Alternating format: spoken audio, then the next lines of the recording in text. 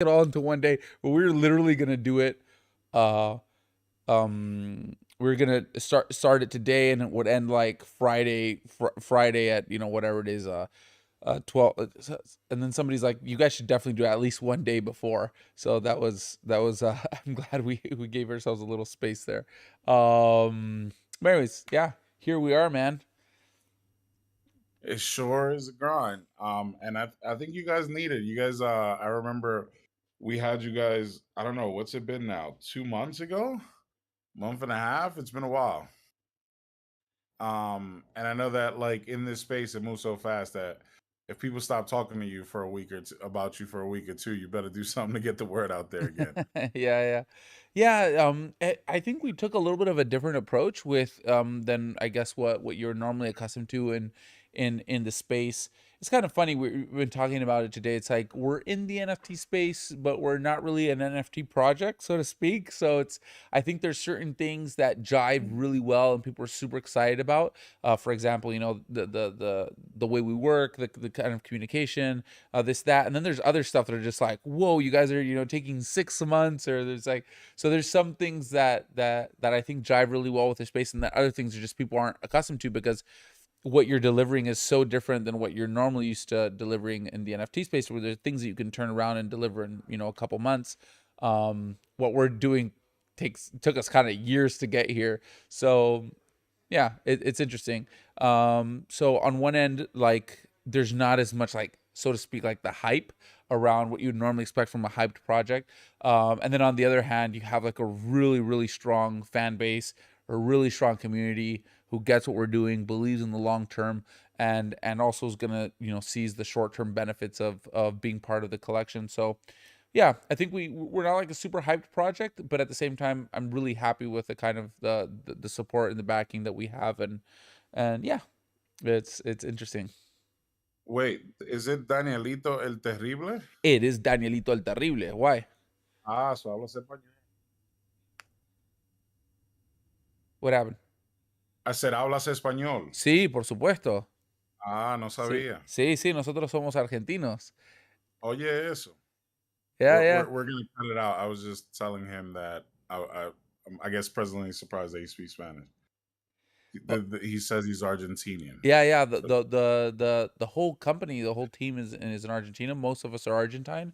There's a couple members from Colombia, from Uruguay, but yeah, the majority of us are all um what's it called? The majority of us are all Argentine.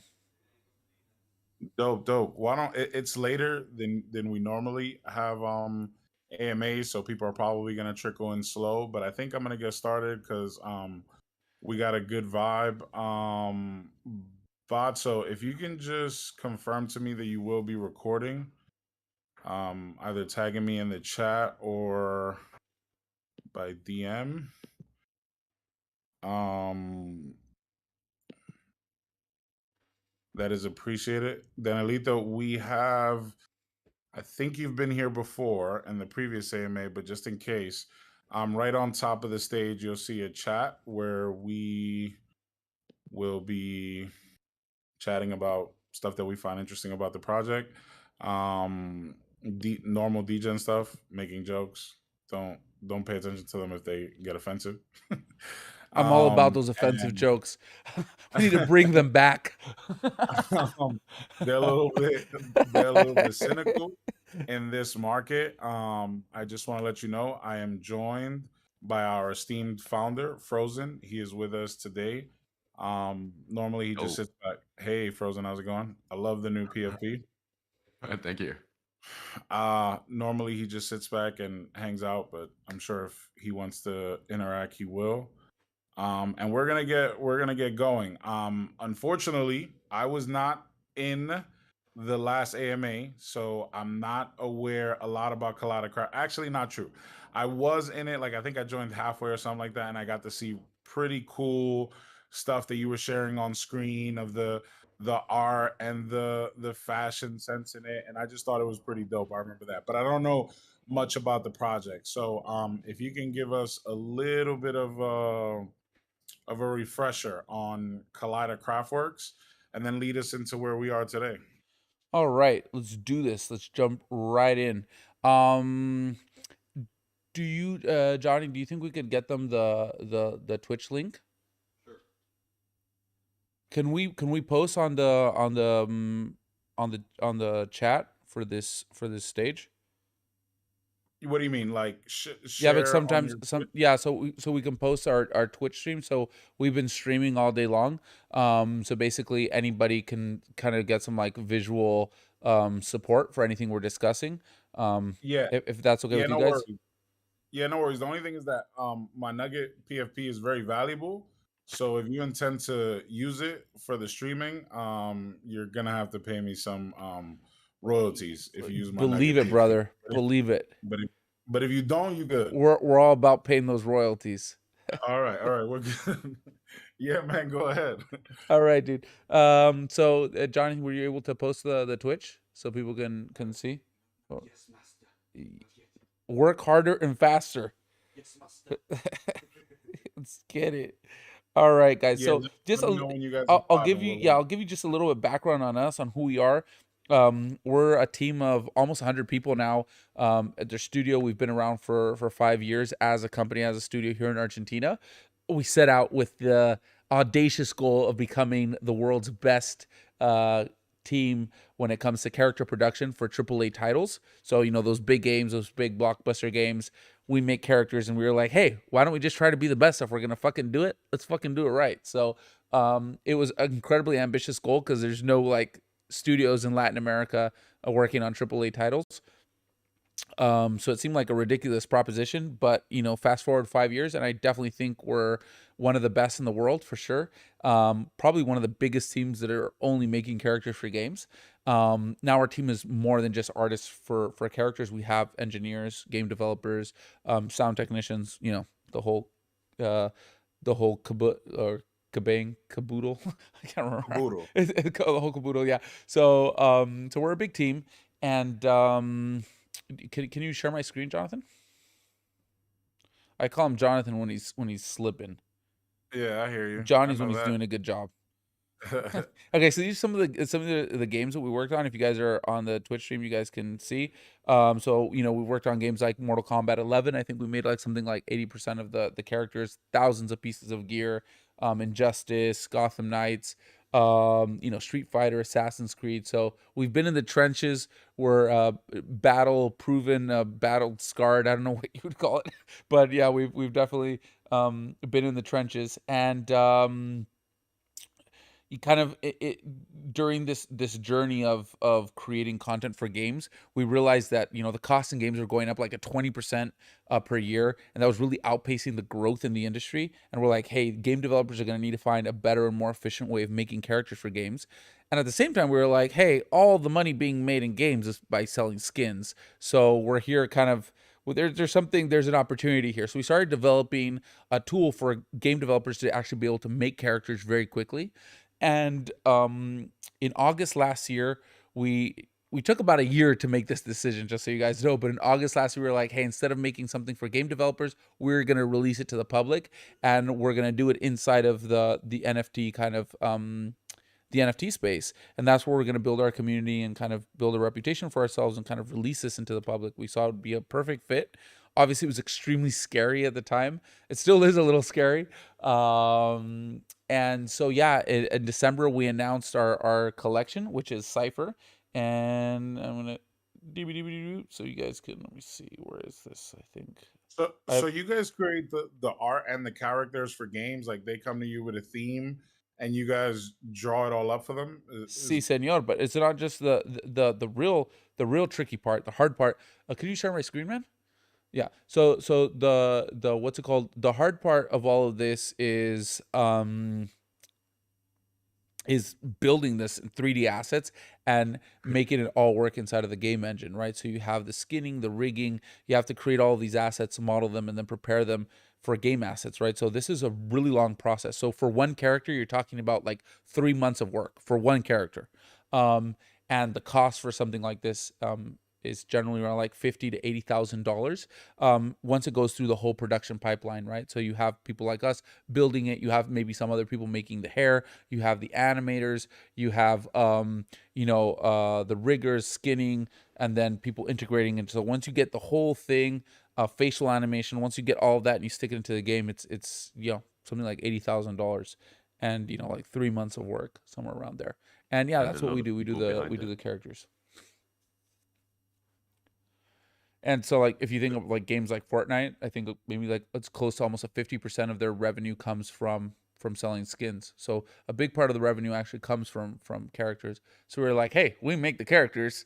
Maybe we should start making our own characters. But of course, at the time, we're like, who gives a shit about what we're making?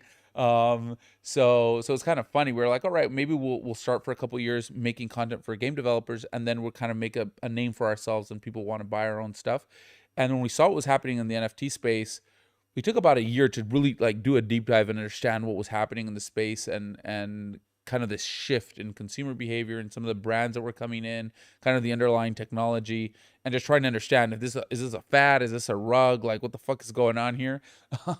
Coming from It's like the all of art it. from the art background, I was looking at these NFTs and I'm like, how the fuck does this make any sense? I was like, this is a complete scam. Like I couldn't wrap my mind around it, but I felt there was something important happening. You know, you know, like somebody really smart's talking to you, and you're not really sure if they're pulling your leg or if you're just dumb. And so You, it took me you about a know, it's year to all of really it. like, okay, this is a good direction to go in.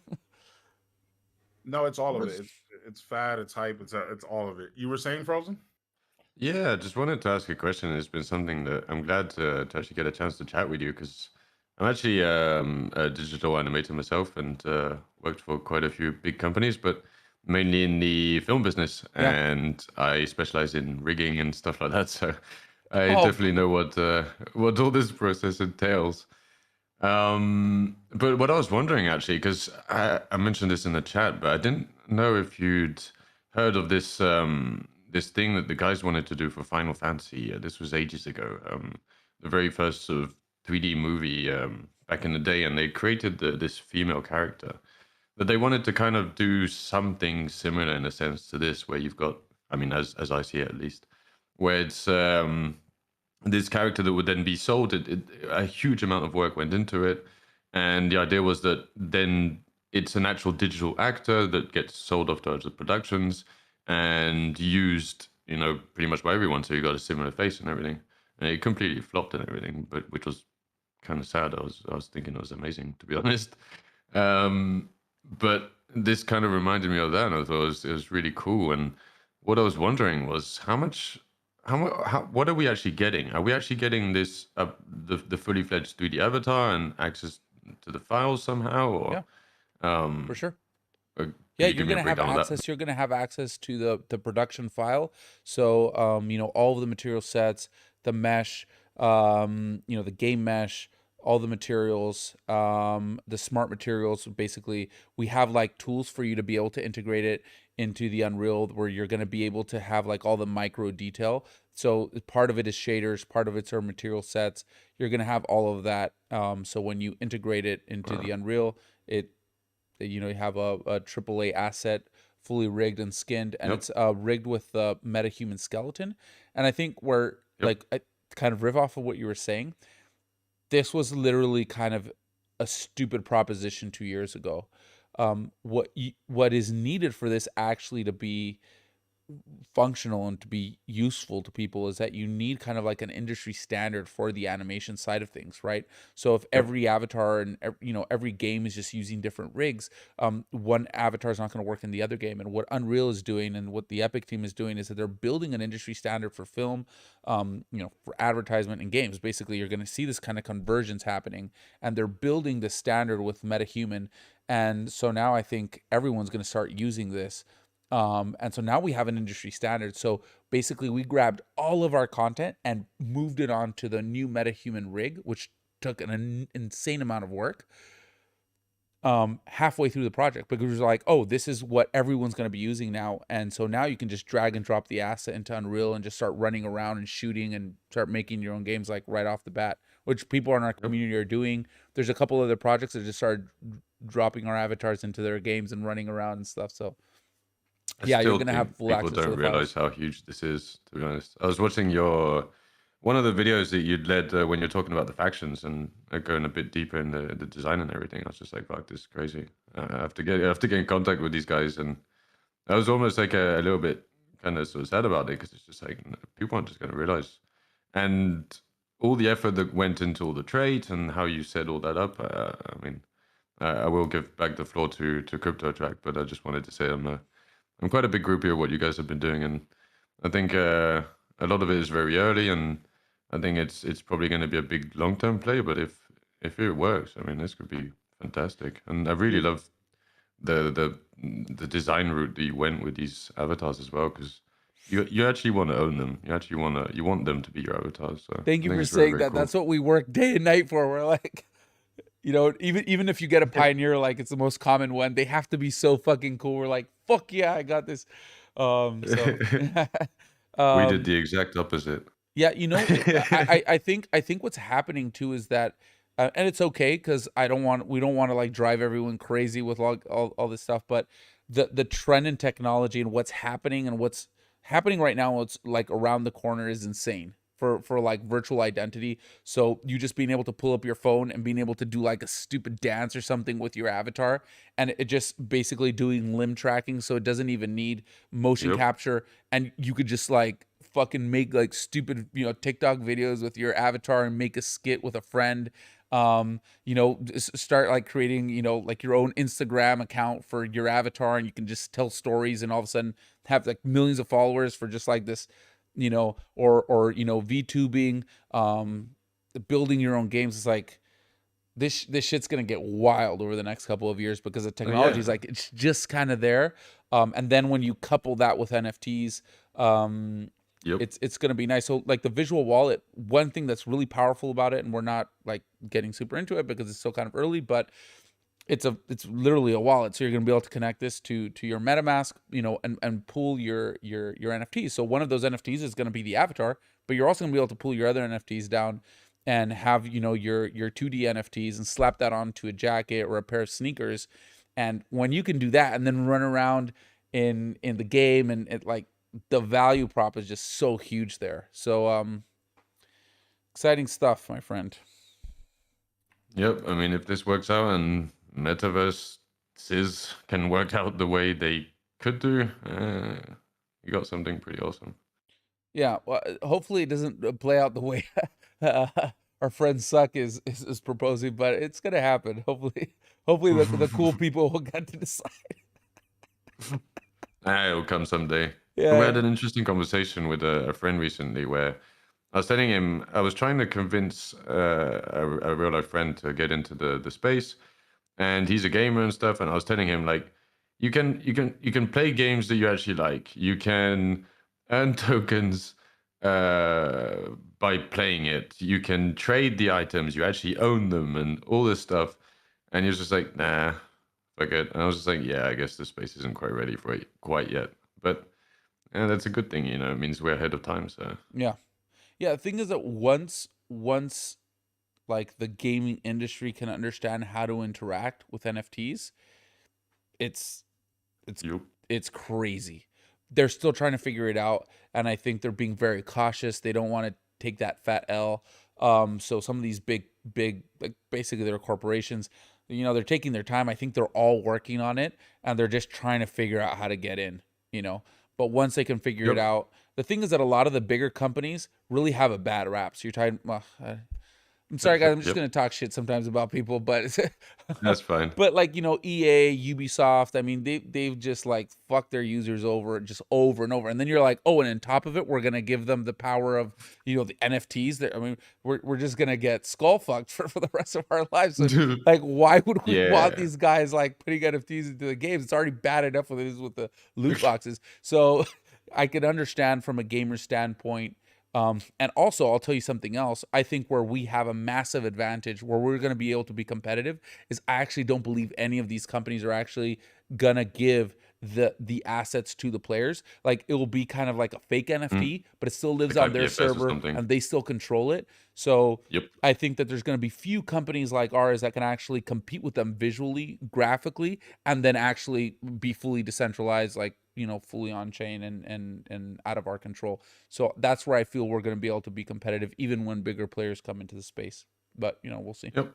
And it's good, I think, to have an expensive product as well with, as you say, a very fair pricing, and especially in a space where that's where I feel there's the biggest problem at the moment for gaming and P2E and stuff is basically just the fact that it's it's all kind of based um, on a bit of sort of nothing in a sense, and we're just waiting. It's way too financially driven at the moment, and it's too much of a divide. You want a much larger, uh, population playing your games with much smaller prices, and then be gaining interest on transaction fees and all kinds of things. And I think a lot of these projects are just trying to hit very small collections and trying to get a heavy price when in reality you just want to onboard as many people in the world. And it's in my aspect, a lot of these things are failing just because people mint them, people try to make a buck of it and then sell them, and no one ends up having the time to actually play the games or enjoy them or actually just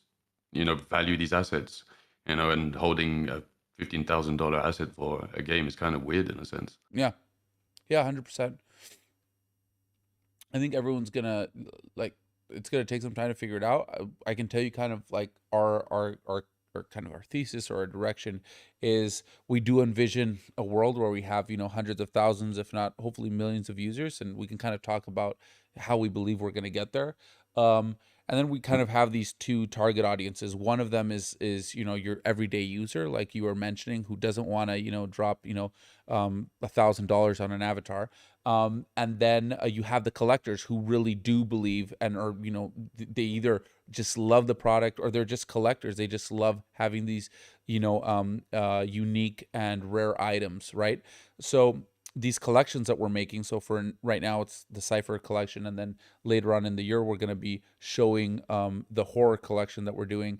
These, we see these as collectors items and they're limited, and then in the Yep. visual wallet we're going to have it open for like just your everyday consumer, where they can just jump in, buy an avatar, buy some sneakers and a cool jacket, and then just jump in a game and have some fun with some friends, and earn something, get back, maybe trade something, and then they're like see some dude running around the game with like all this cool shit, and they're like, who the fuck is that? And then they find out, oh, there's a Cypher collection, there's these collectors, and then you have this thing, and then they can so I think there's going to be this audience for the collector items, and you can see this in the fashion industry as well. Like they have some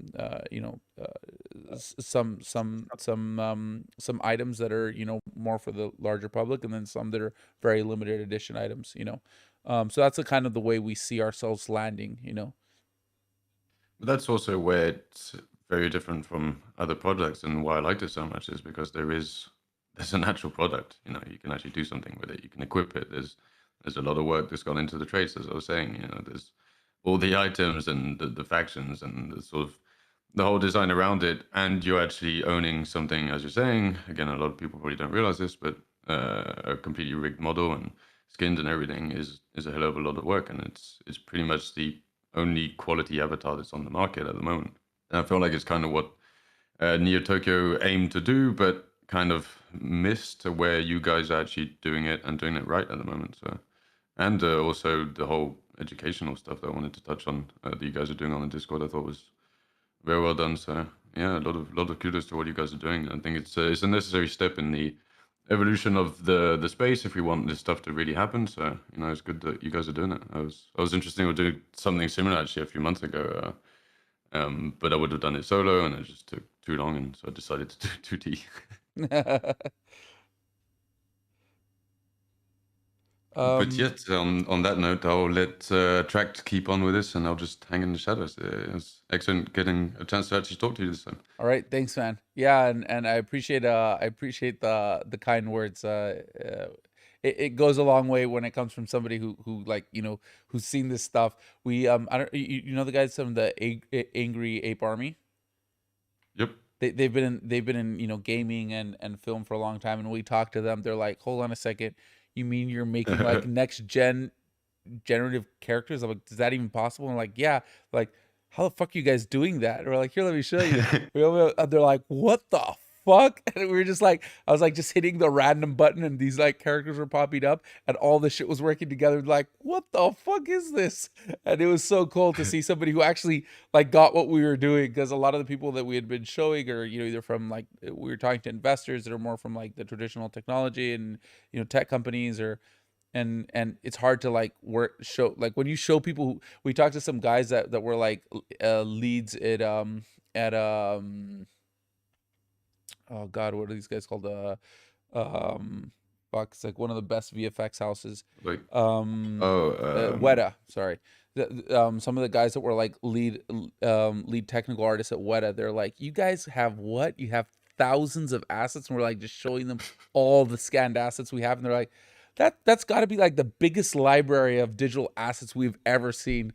And it was just super cool to get those kudos from people who've been around, or the guys from Call of Duty too, and they were seeing, they're like, you guys have been scanning and building this library for how many years? What the fuck are you guys doing? Like, what?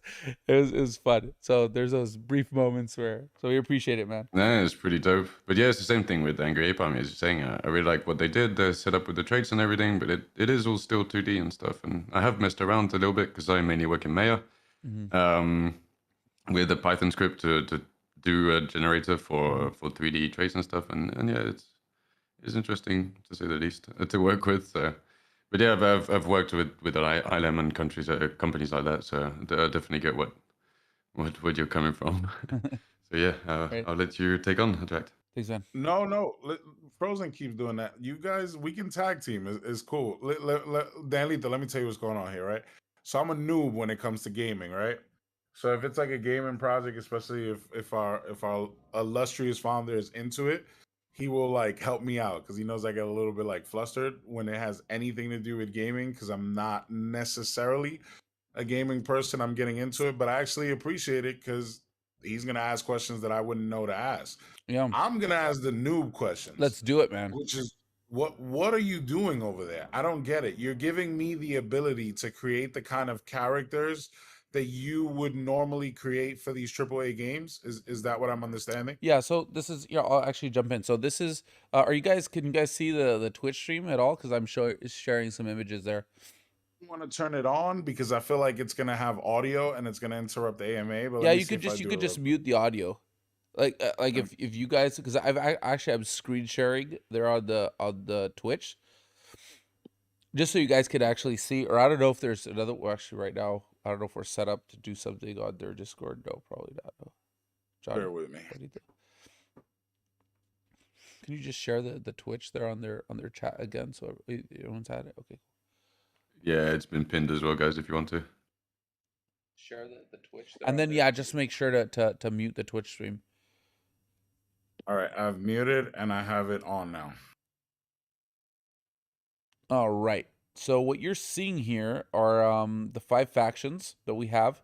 So from left to right, you have the hyper faction, which is basically very much inspired by degen culture. Us coming into the space, like when we go on voice chats, like half of the people were in PJs, and we thought it was really funny. We're like, "Fuck yeah!" So like these guys, you'll see there's some heavy PJ influence there. Then we have Rad Kids, who are very much inspired, on extreme sports, motorsports, the Outlaws, bandit territory, Renegades, kind of the running kind of vibe, spaghetti westerns. Then you have the prototypes over here, which are kind of like these shadow ops, kind of kind of like these shady government organizations that run like military programs, and some of these guys just say fuck it and they go rogue, and they're just doing their own thing now. And then you have the Chosen, which are very much inspired by like the Templar Knights, and the Freemasons maybe, and kind of like these secret societies, something that I've always found really interesting. And here you guys can kind of see how these factions are set up, and they're the different classes. So over here, from left to right, you have the pioneers that are going to be 50% of the supply. And we really believe some people are going to have a real interest in running around the metaverse in their undies. So we want to make sure that happens. And then also, it's not, the assets have value not just because of their rarity, but as they become more rare, they also have more 3D assets. So there's kind of more like intrinsic value to them. So you have the pioneers, then you have over to the right you have the heroes, and then over on the far right you have the icons. So they have full helmets, armor, and the whole thing, and obviously their companion teddy bear, because who doesn't want to have a companion teddy bear, right? And then here you have the rad kids, and again, the pioneers, the heroes, and the icons for the rad kids. And so this gives you a pretty good sense of what these different factions are like. And as I was saying, we want to make sure the pioneers, even though they're a larger part of the supply, we want to make them cool. And we actually even shown the coolest part of the pioneers yet. So after Mint, we're actually going to still be showing a lot of cool stuff that we haven't even revealed yet about the drop. So should be pretty fun. All right. If I understood you correctly, you were initially looking to create this. Is this it's an engine to create this engine to make these avatars 3D rigged, but you were initially going to make it for devs and then decided to do it for the public, correct? Yes, sir. Yeah. Yeah, basically we were like, if you're gonna make a game like GTA, which these games are getting more and more expensive, we're like, you're gonna need some sort of a tool or a process to make these characters faster and cheaper than, because literally it takes us like 3 months to make a character, and we're like, if you need to make these massive games, it's just not sustainable anymore. So we set out to build this tool. But it's kind of boring to make it for developers because basically developers are just gonna want like generic characters. They just want like a dude in t-shirts and jeans, and it's not really exciting. Um, so then when we actually saw this opportunity, like, actually, there's an opportunity here to release this to the public, and we can actually make our own kind of worlds and factions, and like build our own universes and stuff. It was super exciting, but we didn't know if people were really gonna fuck with it or not. So yeah, we went from doing something for developers to then doing something for the public. So we were able to use all the tools, all of the content we already had, and then of course you have to layer new content on top of it. So let's say these guys right here. So this 3-piece suit, we already had it. That was already part of the stuff we were building for developers. But then of course you wanted to make it cool, right? So we built these helmets and this armor and all this crazy shit on top of it. But then the underlying assets were part of like the library we were building for developers. So we've been building this for a couple years now. I can actually show you um, what we were building. Let me give you. This is. I think Now, this is now gonna. Yeah, the sure. tool is available to your holders, correct? Exactly. So let me show you here. This is, unfortunately, in the stream you guys aren't going to see like all of the beautiful quality, but when you have access to it, you'll be able to see it for yourself. So this is the tool that we use. What you're going to see now, this is a tool that we use that we've been developing to be able to make all of these characters, right? So imagine if it cost us $50,000 for each avatar, we'd have gone broke, and there's no way to make 3,890 avatars. So basically what we do is we build all of the content. We scan a lot of it. We use photogrammetry, so it's like 100% true to life. Then it goes through like a 2-3 week process where we rebuild it in 3D, get it ready for the game engine. Then we stick it into the character builder, and then we make sure all of these assets work together. That's an incredibly laborious job. It's all hand done, where you make sure each one of these assets, there are hundreds of assets, which means there's thousands of variables of all these assets working together. But then once they do, you can create thousands of options, right? So what you're seeing here is the internal production tool that we use to make these avatars. So as you can see, all of the content works on these avatars, and that's what makes it so powerful. So as you can see, I'm kind of just scrolling around, adding. Oh shit! Let me see if I can. No, it's getting cut You're off on talking the. about the layers, right? The It, laborious work of making sure that the assets work yeah, together. yeah. Yeah. Oh man, this is such a pity it's getting cut off on the head. Anyways, you guys are gonna be able to try this out for yourselves. So but you can get an idea here, right? So these avatars, basically all of these assets work together, and this is what the visual wallet is gonna be. You're gonna be able to see the assets that you own, and then you're also gonna be able to see the assets that are on the marketplace, right? And you can buy assets, sell assets, lend assets out, and then once you have everything set up. So here with this avatar thing, I'm going to add a little hunting knife, because why not? And then once everything is ready, you'll be able to then jump into the the mosh pit, which is the game that we're building. But the idea here is for us not to build all of the game experiences, right? The idea, since we're building on the Unreal Engine, is really to leverage the massive community of game developers all over the world, and other developers can start making games and experiences that are compatible with the Visual Wallet, which is basically anything that you build in the Unreal Engine will be compatible with our Visual Wallet. And even, users can start making their little mini games as well, which we already have people on our Discord starting to make their own games with these avatars. Um, and yeah, as we find success, we're gonna keep on building more games and experiences. And the idea is that you can earn basically rewards. We're still figuring out if it's going to be either tokens or 3D assets themselves. So this was a little demo we did with for a collab with Journey, the Journey Club. So we wanted to kind of show people what it's like, where maybe an influencer or a brand or IP, they want to kind of get content into the game ecosystem. It will be very easy for them to do. It will be easy for gamers to be able to interact with it. And so we're still kind of figuring out what the reward system is going to be during this kind of test period that we're going to be doing before after the mint and before the reveal. We're going to have like a leaderboard, so maybe the people on the top 10 get some sort of like legendary helmet or something. So we're already going to start kind of tying in rewards even at the demo stage. But yeah, that's basically the meat and bones of the situation, right? You're going to have a Now place where you can buy assets, where you can visualize your avatar, and then you can use that as a launch pad for games and experiences.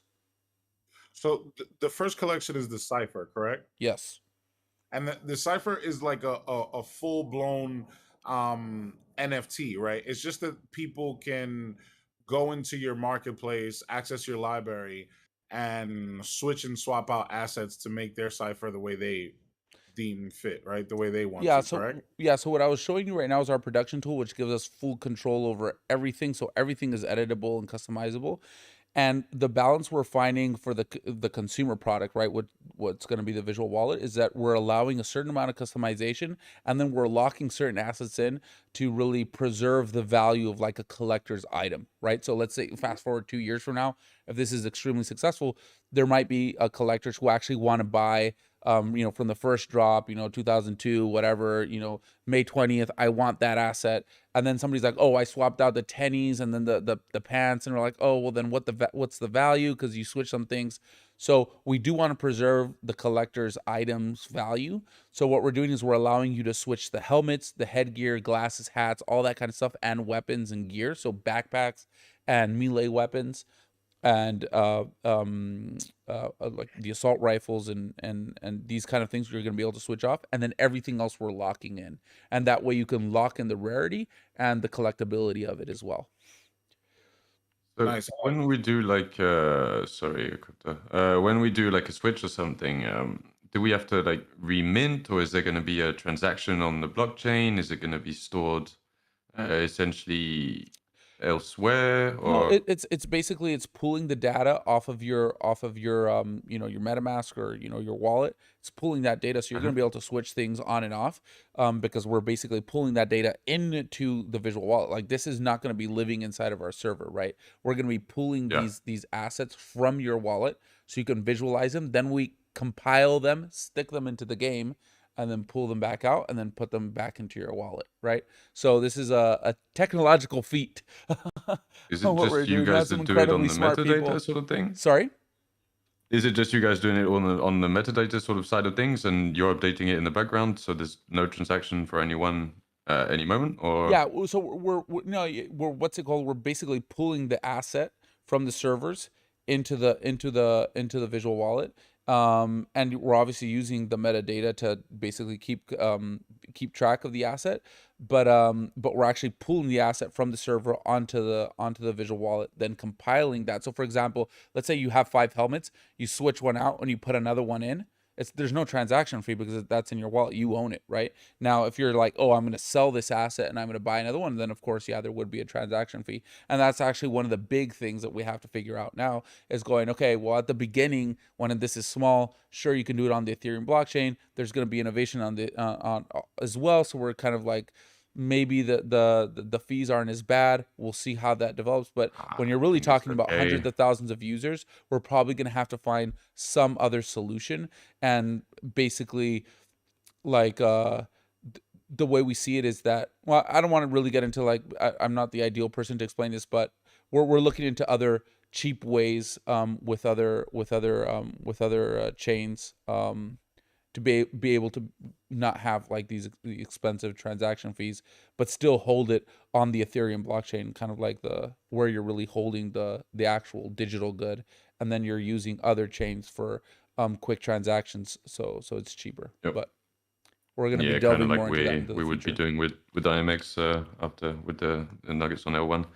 But in a sense, I was kind of just thinking that it doesn't even matter that much because you're probably only paying like, I don't know, if everything's well written and stuff, $5 to $15 for the transaction. And if I'm looking at the Twitch at the moment, if you're switching out one of these helmets or masks or something, you wouldn't kind of expect to be really, if you're playing a game or something, you wouldn't expect, if you want these to have value, you don't want to get them too easily. So having a bit of a price tag attached to it, I wouldn't mind paying, $5 to $15 or maybe even $30 just to switch out one of these masks or something, or to be able to sell one or whatever. So I don't know, I think it's not too bad of an issue, but that's just my sort of personal take. Obviously, cheaper is always better. So, Yeah. you know, Yeah, was I think when we're talking about kind of like a mass market product, like I was telling you, there's like the collectors, and then there's kind of just like your everyday person who I think will be like, what the fuck? Like I'm paying $30 to just transact, yeah, you know? So that's kind of where we're thinking like down the line what it's going to be when you have hundreds of thousands of users or maybe millions of users, right? So at the beginning we're not really worried about it. At the beginning, we're sticking on the Ethereum, but we're also looking for other options as this thing scales. yep, I perfect. I also think what Frozen was getting at, feel free to correct me if I'm wrong, is so if I change the helmet on one of my ciphers, right? And then I go to sell it. Is it has that updated the? I understand what you're saying by it's all done through your visual library, but does that update the metadata then? Yeah, it should. It because what I'm asking is like when I change the helmet, if I sell it to someone, I'm and and I don't revert it, I'm selling it with that changed helmet, correct? Yeah, so that's something we're working on. Where there's different ways of going about this, where you're recompiling the metadata, and that's something we're still working on and like finding the best way of doing that. And so part of the metadata is going to be locked in, and then part of it is going to be kind of like a bundle, right? Where you have like a bundle of NFTs in that one NFT, right? So part of it is what's locked in, and part of it's what's editable. So there, again, I'm not the best guy to talk about this. We have our tech team who's the ideal people to work on it, but that's something we're Oh, that's figuring out. absolutely fine. No Yeah. trouble. So yeah, it's basically like the NFT is basically like a bundle of NFTs Yeah, We just we between just what's like to be editable and picky. what's not editable. mm, fair enough. Now, this is what I'm curious about. So now that you went about it with the public, what's the apex of what you envision?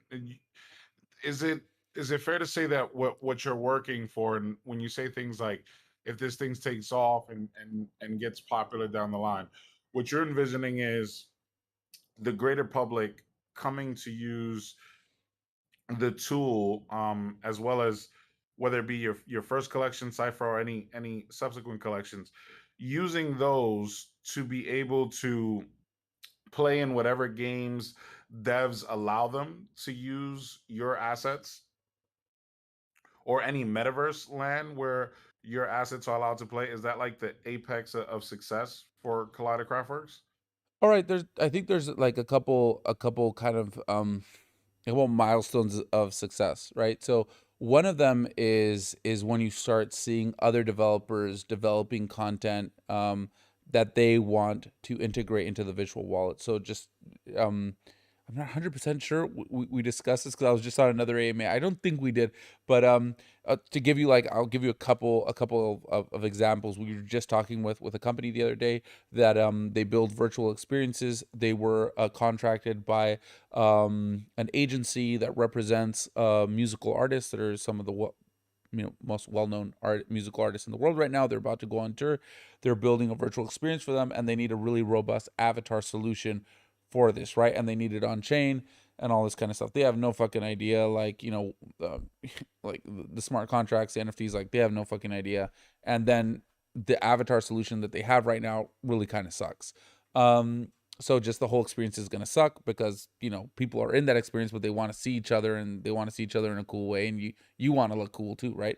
So they contacted us and everything, and we're like, we can't help right now, but they were like, hey, can we put you guys in our roadmap, and like we're going to be working with these guys, this is what they're developing, all this kind of stuff. And we're like, but you don't really need to, because what you're doing is compatible with what we're doing.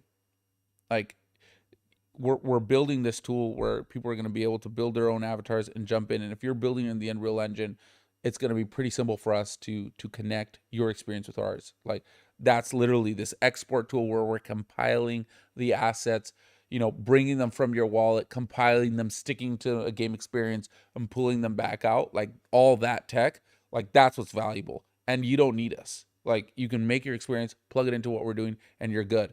Um, and you don't need to know anything about NFTs, or you don't need to know anything about that. You just have to make the experience, lock in whatever deal you have with your with the musical artist and licensing, and you're good. Then we were talking to another developer too, that One second. they're making experiences for like big conventions. They're working with some of the biggest franchises for sports. So some of these franchises, they want to be able to have like virtual experiences for their fans when they come to the stadium. They can interact with like virtual content, buy NFTs, gear up and get all cool sorts kind of merch for their avatars, and run around and all this kind of stuff. But again, they need a robust avatar solution, and they don't have one. So there's nothing on the market right now, just like an off the shelf, really robust, cool avatar solution. And if you go out to try to make it, good luck. And if you are lucky, it's still going to cost you 2 or 3 years, which you don't have. So we see our position in the market, um, like, strategically, like we think we're in a really good position, basically, because I think like almost all brands are going to need some sort of interactive, immersive experience, and then avatars are going to be at the center of that, right? And there's just a handful of companies doing it right now. And when you go, well, who's in the best position to really succeed and be competitive? There's not a lot of them. So that's kind of like one of the big ones, right, where you see people developing content and plugging it into the avatar.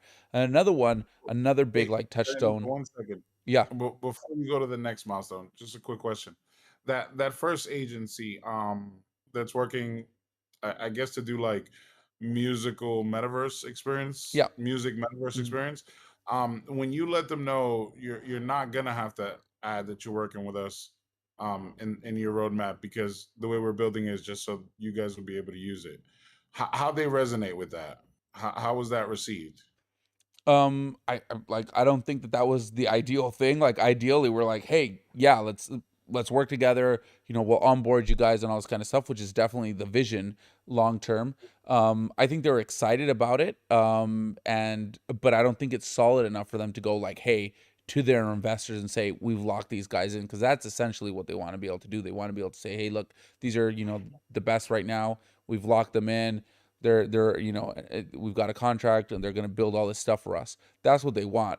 um but I think as they see like this stuff actually working for other people, I think it's gonna be huge, because you don't need to lock in anything necessarily. And all the stuff that we're gonna be building, kind of like for more of a mass consumer product, is gonna be really powerful. It's like people are just gonna be, so I'll tell you like just kind of the other side of this, right? Well, anyway, just to answer you, I think it wasn't like the answer they wanted. But yeah, we're like, guys, I'm sorry, like we're building something to be able to work at scale, not just to work with one company. That, um that That's what I thought, right? Yeah. And I really want you to hold in your mind the completion of the milestones of success. But I want to touch on this a little bit more just so I Yeah. get a bit of a vision of where you guys are going. So the reason why I figured that was the case is because I figured they need something for their investors, and if they don't understand, which it was pretty clear from what you said early on, they didn't understand what they were doing as far as when it comes to Avatar. So for them to convince their investors that they're doing the right thing, they need people like you that do understand to say, hey, they're using us and it's going to work because of XYZ, right? Yeah. So how do you, this is a multi-pronged question, but the first part of it is, how do you bridge that gap? Because you're saying, well, it'll catch on when they see that people are starting to use it. How are people going to start using it Yeah. besides the grid? For sure. So there's a couple things here. One of them is right now, no one's going to give a shit about us unless we succeed, right? Unless we can actually prove ourselves in the marketplace, actually deliver these assets, get them into people's hands, build a community around what we're doing, and really prove ourselves in the marketplace. Like no one's going to give a shit about you, right?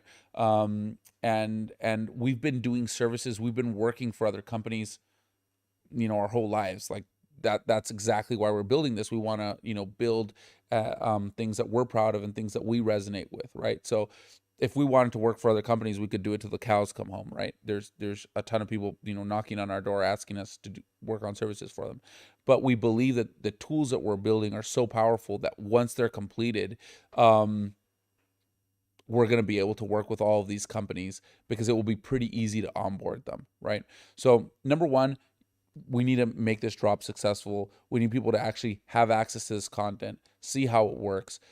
Once we have that in place, we can start building this larger consumer product. So once that consumer product is ready, when a company comes and they go, "Hey guys, how does this work?" We're like, "All right, just give us your access to the experience you're building." They give us access to that.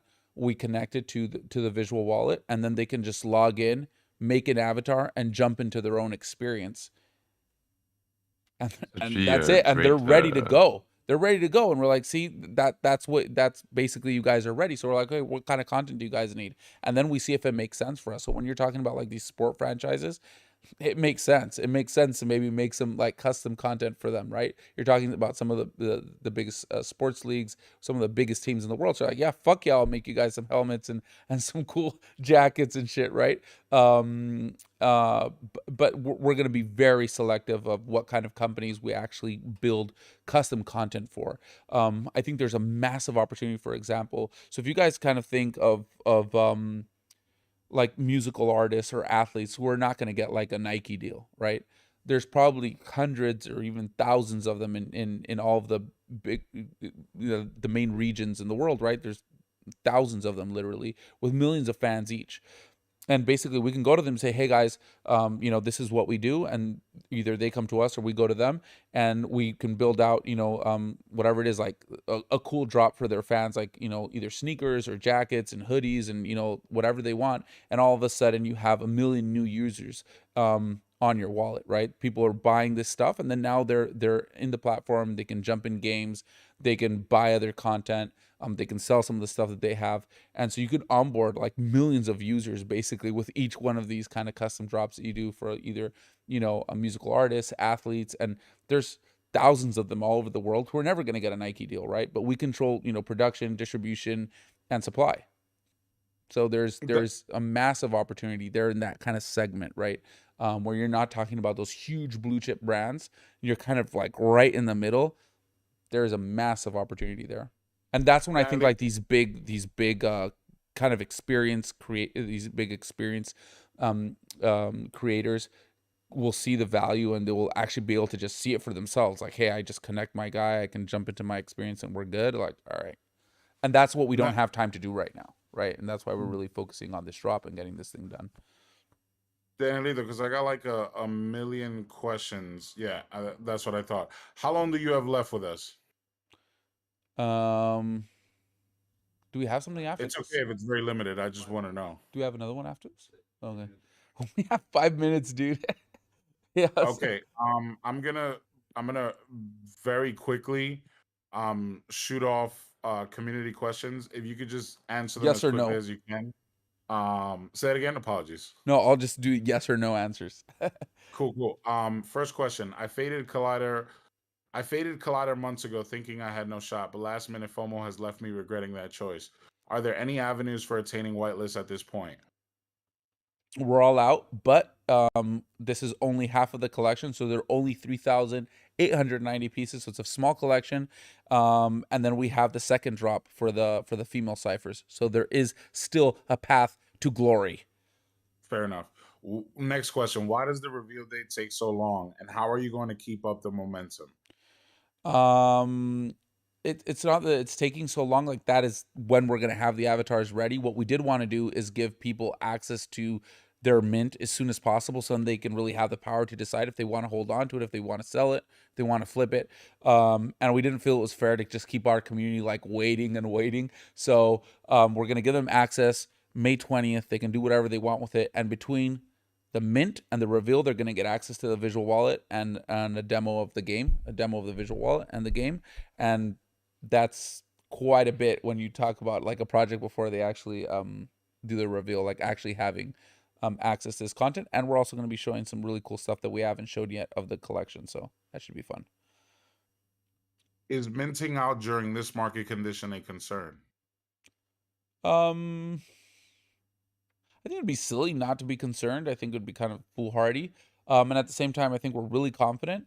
And then at the same time, if we don't mint out, like we have our roadmap set up for the rest of the year, and we're really confident in the long term of the market and what we're doing and the value people will see when they have access to the visual wallet, to the game. And I think that's really gonna bolster the support and the confidence in what we're doing. So we'll see. Do you have a Do you have a plan if the mint doesn't go well? What is the mint structure?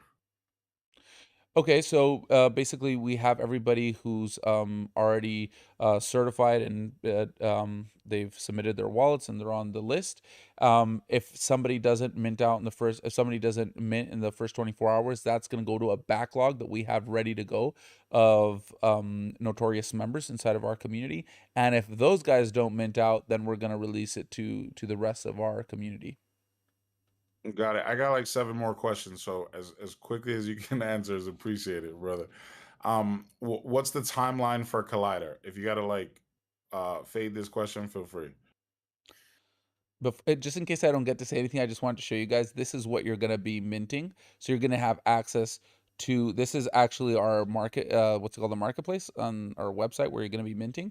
And when you mint, you're going to get access to one of these helmets, which represents one of the 5 factions. So you're going to know what faction you minted. And this is a GLTF, so it's supported on OpenSea. So you're going to be able to have like a 3D helmet on your OpenSea. So it's going to be pretty fun. That's Um, like ape helmet looks dope. yeah. Okay, so let me see over here. I go doo-goo-doo-goo-doo-goo-doo-goo-doo. Or there we go. Okay, so this is what it looks like. 20th of May, we're minting. Then we're gonna have access to a limited version of the visual wallet. Then you're gonna have a version of the visual wallet connected to the mosh pit, which is the game. So you're gonna be able to build your character, jump into the game, and then we're gonna have the reveal on the 30th of June. After that, we're going to deliver the assets. So you're going to actually have, the 3D asset, be able to put into the Unreal Engine, do whatever you want. Hopefully, you also have a GLTF version, so a 3D version of your avatar on your MetaMask, so you can actually see it. Then we have the second drop, the female ciphers, and there we're going to complete the collection. Then you're going to have the alpha of the visual wallet and the game, and then we're going to be revealing in October. We're going to have the grand reveal of the second collection, which is a horror themed collection. So that's kind of our timelines for or basically our milestones. And then the airdrops are starting on July 15th, and they happen every single month from there on out to the end of the year. So we have 6 airdrops planned till the end of the year, and you guys can Cool. see this on our light paper. Sorry, I on our wanna Medium, so you guys can check it out. All the info is there. I want to elaborate on this question a little bit. As far as mint structure, is it all whitelist? Exactly. Yeah, there's no public sale. And as far as timeline, is this like a long-term business where you see you yourself, your team, your company working on this for years to come? Oh, for sure. Yeah. I don't really know much about character model creation, but this is an asset in Unreal. Could this easily get ported into other Unreal games by devs? Yeah. Yeah, I mean, there's Will there's there, there's there's people already doing it, like the Pet Hooligan guys put our avatar in. I think it was like after like we had a call and then we just sent it to them. We're like, here, you guys want to try us out? I think Xverse they just showed some stuff, right? Xverse they just showed some stuff of our Crash dummy. And they're like, yeah, it definitely looks compatible, and you can see our little dude running around. There's been a couple of dev teams that have put it into their games, and then there's people in our community starting to build little mini games with it too. So. you're the founder, correct, Danielito? I don't like the term founder very much. I think you're only You allowed tell to me call what yourself a term you like. founder or a CEO if you're running like a billion plus business company. Nah, I just yeah, I'm the director of the studio, but like a lot of people founded the studio, and it wouldn't have been possible without them. So I'm not like a huge fan of the founder term. I feel it's kind You're of gimmicky. passionate. Like I'm the founder. Nah, it's cool. You're passionate, like someone that created this and works hard on this. So it's very hard for you to answer in only yes and no's. Yeah, I got 5 more questions, but if you can, I understand. Ask your team if that works. yeah. Let's do it. Let's go. Will there be mining or only crafting? Next. I joined Collider in February, and one of the things that was disappointing was how much of a grind the whitelist process was. Can you talk more about your approach to community and how you plan to sustain that after mint?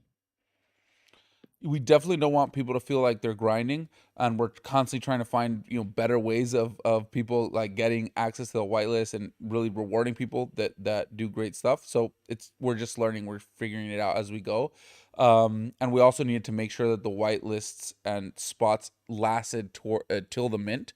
So that's why it was really difficult to get your hands on them at the beginning. um and now that we're close to mint, we have the reserve that we're hoping for, so now it's a lot easier. And yeah, we're learning as we go, my friend. You answered this already, but I'm gonna say it again. Approximately how big is the Collider team? We're close to 100 people now. Okay. We started off of the year at like 80 plus. All right, and then this is the last question from the community, and then I have one last question. The last question from the community is, can we get more whitelist spots for the Nuggets? We're bullish! Exclamation point. I I think agree with that yeah, question there. yeah, I definitely no. Juanito saying no. Oh, No, yeah, yeah. Juanito's a You hater. guys, no, straight up, you guys were one of the coolest communities that we and then just like No, Doc everybody who joined Juanito. the Discord was super cool. So yeah, definitely we're also bullish on the Nugget community, and we appreciate the love. So yes, Doc definitely. Juanito. Juanito, come on screen so we can see Yeah, come on a screen, screen man. grab This you guy for being a fucking hater. around. Like All right, this here's is the the last question. advisor. Here's the advisor. Look, check him out. Check him out. Look at this guy. Oh, if it's an advisor, for sure. Doc, screen grab him, guys. Get Oh. him. Get him. Oh, screen grab that face. We got him. We're gonna make memes of him from here to eternity. All right, Danielito, thank you for being cool. The last question I have is, I'm just working to understand it, but I'm getting a firm grip. What you're saying is the way you get this traction, where then the companies are gonna want to come work with you guys, is by your community using this in your own game and in other games that maybe people will say, Danielito, I don't got the time to build the avatar, so I'm going to use your tools so that your players, your community can come in here and use it. How did Correct? League of Legends dominate? Okay. How did League of Legends? They reinvested in the community. Basically, like dude, I don't even understand how. Like, what the fuck are these founders doing with all the money? Like, how have they not built like some of the most amazing games up till now? I don't even understand. Like, Crypto, Lambo. if I had $10 million, you know what I'd do? I would get 5 million of those.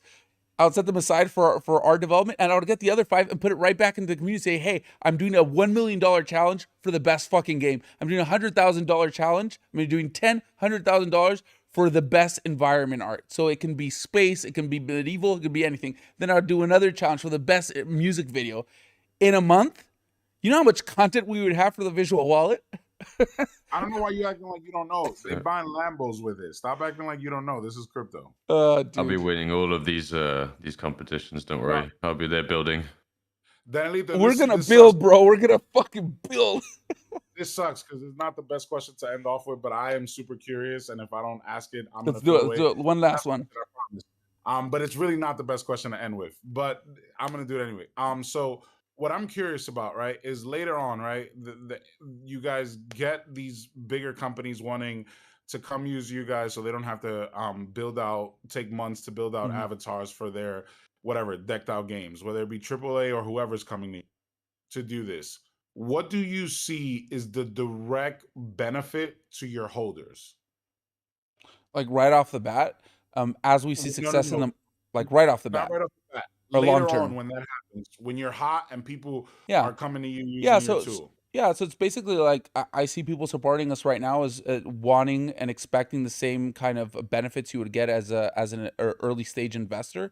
So you don't know what the valuation of the company is going to be. So basically, you get a discount on whatever the valuation ends up being, right? So once we have things up and running, any like investment opportunities or the first opportunities are going to go to our community, right? So they're going to get a discount on whatever it is that we're doing, right? If it's either a token, if it's marketplace benefits, like whatever it is that we're going to be able to do, the first dibs are going to the people who supported us. Respect. So something like maybe if there was an IDO or something like, you're gonna let your holders get dibs on it, For right? sure. That Yeah. type of stuff, right? Okay. Our objectives are aligned, right? Like if the people who support us from day one are doing really fucking good, that's assured success for us for the next 10 years. So that's the Awesome. vision. Shout out to Cloud for bringing Collider Craftworks back again to the Nifty Nuggets. Juanito, Cloud said to check your DMs. Shout out to JL who made the connect. Big shout out to our founder for coming here and hanging out with me and helping me with some of these questions. Big shout out to Danielito. Good luck to you, man. This marathon that you're doing, I'm impressed, but I'm sure it's gonna take a toll on you. Drink some water and get some rest tomorrow. Yes, Good sir. luck to you. Good luck to you and Collider Craftworks. All right, guys. I will be minting if I get lucky enough to get one of the whitelists, and I will be a holder in your community. Thank you very much. Any last It will words? be a fun, dude. It will be a fun ride. I can't guarantee success, but what I can't guarantee, it's gonna be fucking fun to watch. Yeah, no, I'm going on the ride. All right, brother. Yep. I'll be there. Thank you very much for All this, right, dude. guys. I really appreciate You guys. Good Yeah, I luck. really appreciate you guys. For real, you guys are really cool. And apologies to whoever we held you up from next. Apologies, Nugs. Apologize for that. Good luck. All right, guys. Peace out. Bye bye.